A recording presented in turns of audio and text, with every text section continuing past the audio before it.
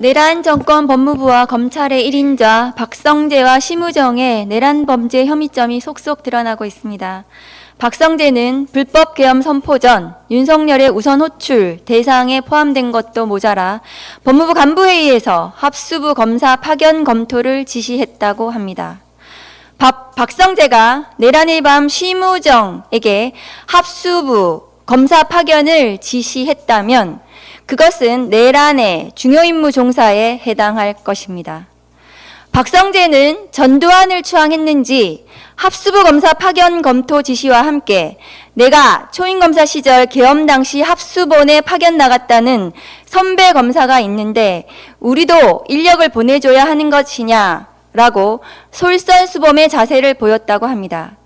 상상만으로 끔찍하지만 합수부에 검사가 파견됐다면 어떤 임무가 부여됐겠습니까? 반민주적 부정선거 주장과 위헌 미법한 포고령 위반에 연루됐다는 그들의 망상에 부합하는 인사들이 대거 수사 대상에 올랐을 것입니다. 더 나아가 수거 대상에 오른 야당 정치인들을 불법 감금하고 정치적 활동을 탄압하면서 검찰권이 불법에 불법을 더한 불법위해 자행됐을지도 모를 것입니다. 심우정은 또 어떻습니까? 내란의 밤 박성재와의 공모와 함께 내란의 가담 혐의, 대검 검사가 왜 방첩사와 그 밤에 통화했는지 그 검찰의 내란 가담 혐의에 대해서 명명백백하게 수사를 통해 밝혀야 할 대목입니다. 심우정에게 적용될 혐의는 이뿐만이 아닙니다. 지기현 판사의 소위 풀어줄 결심을 통해 내란 우두머리가 탈옥에 성공했지만 총장이 즉시 항고를 포기함으로써 윤석열 석방에 혁혁한 공을 세웠습니다. 그리고 김건희 명품백 수수에는 황제 출장 조사 서비스를 통한 무혐의 티켓을 끊어줬습니다. 건진의 광봉권 띠지가 분실된 증거인멸 의혹 당시 서울 남부지검은 대검 반부패부나 감찰 라인을 건너뛰고 심우정에게 따로 구두 보고했다고 합니다. 김건희와 윤석열, 건진의 뒤에는 항상 총장이 있었습니다. 모두 특검법상 수사 대상입니다. 수사지연, 은폐 및 증거인멸의 죄를 물어야 마땅합니다. 이제 내란 특검은 이 모든 범죄 혐의에 대하여 박성재와 심우정을 즉시 구속 수사하고 그 죄를 국민 앞에 낱낱이 밝히길 바랍니다. 안녕하십니까. 뉴스의 이면을 파헤치고 분석하는 정치공장 공장장입니다. 바로 어제 대한민국 헌정사상 가장 위대한 압수수색이 단행됐습니다. 내란 특검의 칼날이 전직 법무부 장관 박성재와 전직 검찰총장 심우정, 이 두 내란 부역자의 심장을 정조준했습니다. 이것은 단순한 수사가 아닙니다. 지난 수십 년간 국민 위에 군림하며 권력을 탐했던 정치검찰이라는 괴물의 숨통을 끊어버리는 위대한 국민항쟁의 서막입니다. 이 두 자의 혐의 기가 막힙니다. 법무부 장관이었던 박성재, 그는 계엄 선포 직후 합동호 수사본부에 검사를 파견하라, 반대 세력의 출국을 금지시켜라는 지시를 내린 혐의를 받고 있습니다. 심지어 반역자들을 가둬놓을 구치소까지 미리 챙겼다는 정황의 특검이 서울 구치소까지 덮친 것입니다. 검찰총장이었던 심우정, 그는 어떻습니까? 윤석열의 오랜 충견답게 구속된 주구를 풀어주기 위해 즉시 항고를 포기하는 대역죄를 저질렀습니다. 심지어 대엄 당일 그의 부하 검사가 계엄군과 직접 통화한 사실까지 드러났습니다. 군인들이 총칼로 국민을 위협할 때 이들은 법률이라는 칼로 국민의 목을 겨눈 쿠데타의 법률 깡패들이었습니다. 여러분, 이 모든 것이 놀라우십니까? 이것은 예고된 파멸이었습니다. 특검조차 검찰이 김건희 사건을 외면하고 뒷짐만 졌다고 개탄했습니다. 바로 그 검찰입니다.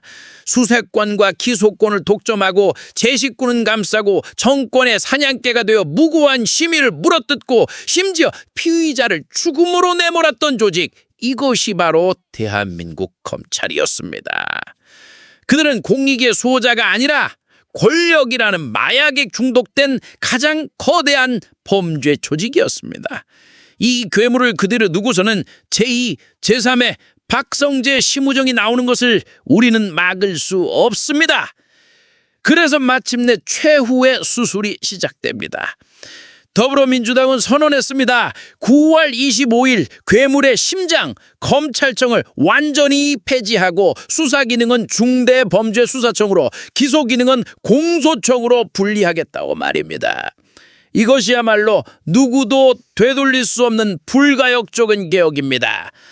물론 정성우 법무부 장관처럼 실무상 혼란을 우려하는 신중론도 있습니다.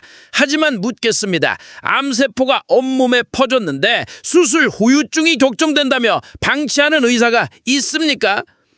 지금은 신중할 때가 아니라 과감하게 도려내야 할 때입니다. 개혁은 구호가 아니라 현실에서 작동해야 한다는 정 장관의 말 맞습니다. 그래서 우리는 이 괴물을 완전히 해체하는 현실을 만들어야 합니다. 이제 심판의 도미노가 시작됐습니다. 특검은 거짓말의 대명자 한덕수 전 총장에 대한 구속영장을 청구했습니다. 그의 구속 이후 칼날은 최상목, 이른바 내부의 적 추경호를 향하게 될 것입니다. 여러분은 검찰개혁과 내란 부역자들의 심판을 어떻게 바라보시나요? 댓글로 통해 여러분의 날카로운 분석과 다양한 의견을 자유롭게 남겨주시기 바랍니다. 정치공장 구독과 엄지척 좋아요는 다음 영상을 만드는데 아주 큰 힘이 됩니다. 감사합니다. 박성재 법무부 전 법무부 장관 그리고 심우정 전 검찰총장 예, 압수수색이 진행이 됐지 않습니까? 네네. 그러면 이게 이제 소위 말하는 비상계엄의 그 법무라인들, 검찰 뭐 어떻게 해서든 연결이 돼 있다. 그리고 이쪽 수사가 시작된다 이렇게 보는 게 맞을까요? 그렇고 이거는 뭐 반드시 해야만 되는 예. 이번 비상계엄 내란의 중요 임무 종사자가 검찰이 빠질 수가 없거든요. 어찌됐건 박성재 전 장관은 주요 임무 종사자로 지금 적시가 됐어요. 네. 예. 그리고 심우정이도 사실 마찬가지고 예. 네. 왜냐하면 지금 언론 보도를 보면 이제 비상계엄 당일날 제일 먼저 온 게 또 박성재고 그렇죠. 법무부 돌아가가지고 검찰 간부 회의를 소집해서 이제 어떤 중요 임무를 이제 집행을 했느냐. 일단 출입국 그 막는 그렇죠. 이제 그 예. 본부장 불렀고 직원들 다 출근시키고 또 교정본부장 예. 불러서 감옥수 넣어야 되니까 예. 그것도 체크하고 그다음에 심우정이하고 세 차례 통화를 바로 하잖아요. 그렇습니다. 예. 심우정 검찰총장한테 대검 그 검사를 중앙선관위 이런 데 보내고 등등등 조치를 하라. 그래서 포렌식 그 센터를 압수수색하는 거예요. 대검 과학수사부에 있는 포렌식. 왜냐하면 여기서 전문 검사가 중앙선관위 가가지고 서버를 갖고 오려고 했거든. 실제 통화 내역이 나왔어요. 밤 12시에 넘은 시간에 통화했는데 이제 해당 검사한테 물어봤더니 그 시간에 왜 전화했냐 했다니까 안부 전화했다. 밤 12시. 녹음은 못하니까. 안부를 참 좋아해요. 이 사람들 그리고 서울구치소도 압수수색했잖아요. 예. 이제 그게 다 그런 거고 심우정이는 또 추가로 윤석열이 대탈옥시켜준 적시항고를 포기했잖아요. 그렇죠. 그거 직권남용 직무유기로도 이번에 이제 수사가 들어간 거거든요. 그거 네. 제가 고발했어요 공수처에. 그래요? 예. 이거 빼도 박도 못합니다. 이거 직권남용. 네. 그러니까 이제 특검이 반드시 심우정이 너는 잡아넣는다 하는 거를 보여준 게. 그것까지도 지금 넣었다 수사에. 그러니까 법무부의 수장은 박성재, 당시 검찰의 수장은 심우정. 그렇습니다. 근데 이 개인 두 사람이 아니라 그 그렇죠. 조직 안에 있는 조직. 안에 있는 또 다른 연루자들이 더 있을 거 아니에요. 그렇습니다. 예. 그렇습니다. 여기까지 수사가 다 진행이 돼야 된다. 이것만이 아니라 검찰이 이번에 드러난 김건희 게이트 등 관련한 거는 지금 윤석열 포함해서 마약은 인천지검장 할 때 심우정이잖아요. 그렇죠. 또 중앙지검도 관련돼 있고. 예. 그다음에 명태균 게이트 덮은 거는 창원지검장 정유미잖아요. 그리고 집사 게이트 김예성이 한테 전화해가지고 김건희가 너 인마 저 공직기관 비서관 예. 청와대에 그 잠깐 조사만 받아. 그것도 검사단 말이야. 이시원이 예. 서울시 공무원 조작한 거 예. 그 간첩이라고. 이 검찰의 전체의 조직 범죄예요 이게. 네. 전 다른 그런 분들도- 차원에서 네. 심우정이를 아마 특검이 진짜 벼르고 벼러 가지고 그래요. 잡아넣는다. 저는 특히 또 우리 덕수 씨 궁금한데 이분은 구속됩니까? 100%죠. 아 진짜요? 그래도 속상해요. 계속 신경이 쓰이나 봐. 그러니까 다른 분들은 아예 아무도 관심이 없거든요. 예. 근데 이분이 뉴스에 나올 때마다 이렇게 안쓰러울 수가 없어요. 나이도 이제 좀 제가 많으신데. 그제 계속 언론에도 안쓰러워. 잠깐만 이거 굉장히 예. 중요한 것 네. 때문에 시청자들 관심이 많으신데 유튜브에서 제대로 못 다뤄요 언론도. 예. 그러니까 제일 관심 있는 건 뭐냐 이제 제 이병철 TV 사이다에 다 다뤄놨어요. 예, 알겠습니다. 예. 왜 내란 중요 임무 종사자가 아니고 방조로 들어가죠. 맞아. 내란 우두머리 방조 그건 뭐야? 예. 그 좀 약한 거 아니야? 느낌이 방조 이러니까. 예. 그런데 형이 더 셉니다. 네, 이렇게 보시면 돼요. 대통령이 1등 권력이 예. 그리고 이제 죄도 제일 크다. 그다음에 이제 대통령 옆에 뭐 비서실장 이런 사람이 이제 넘버 2잖아요. 예. 네. 장관은 그 밑에 똘마니들이고 이제 그런 거하고 마찬가지로 죄의 무게가 이렇게 차이가 난다. 그러니까 그간의 국방부 장관 뭐 등등등등은 예. 주요 임무 종사자죠. 네. 그 법에 형법에 이 형량이 어떻게 되느냐? 최저 5년 이상이에요. 이 사람들 물론 무기징역까지도 가능하고. 주요 임무 종사자. 그런데 내란 수계는 사형 또는 무기죠. 네. 윤석열이는 예. 그 방조가 되면 형법상 방조범은 감경하도록 돼 있어요. 그럼 윤석열이를 사형을 선고를 했다 1심에서 예. 그러면 이 방조범은 감경해야 돼. 어떻게 법에 다 있습니다. 네. 사형을 감경하면 무기 또는 징역 최소 20년 이상을 때리도록 돼 있어요. 20년 이상이요? 네, 방조가요?